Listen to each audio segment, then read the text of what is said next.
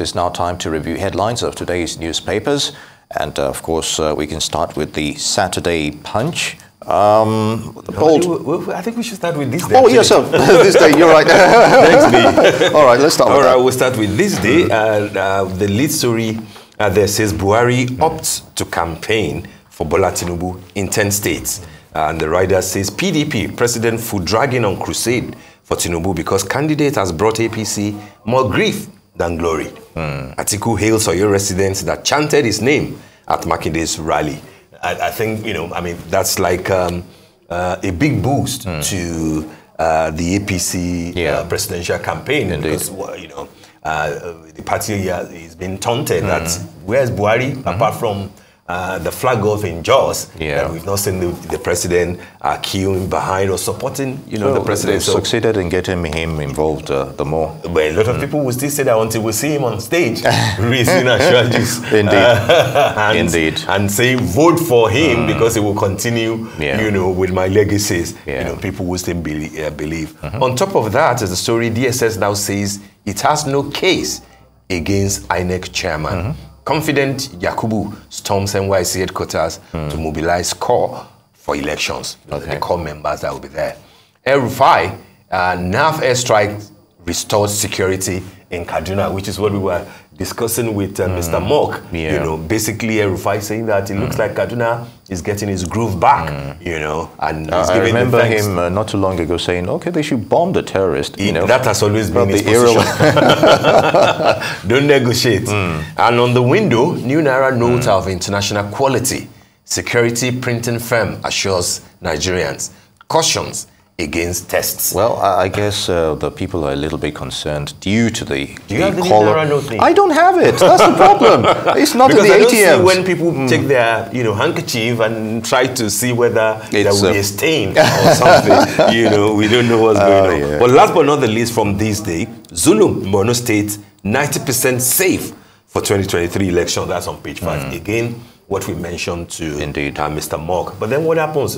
People will ask, what happens to the 10% of the state where people might be disenfranchised? Will that be a free and fair election if 10% of the state is unable to, have voting take place next month? I foresee INEC has a lot to do before, we still have roughly 6-7 weeks to do that. Right, okay, let's take a look at the Saturday Punch, big bold headline. CBN bans over-the-counter withdrawal of new notes, orders bank to flood ATMs with new Naira notes, just as we were speaking, and we haven't seen that happen. But we received a directive, but Apex Bank not supplying enough new Naira, says bankers. They've countered that. Customers protest. Economics says CBN overwhelmed, seeks deadline extension. And also, we've got INEC explains why Lagos has many uncollected PVCs, just from our previous interview as well. That's right. It's still a problem. More than a million PVCs is a lot. And you'd be wondering why that is, and we're not seeing enough voter education on that as well.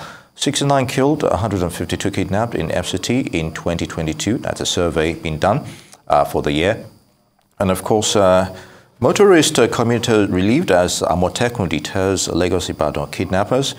A lot of havoc in that region of Nigeria. That's a sad one, isn't it? It is. But for them, well, we can see why Amotekun is also good to at least show up the efforts of the police as well.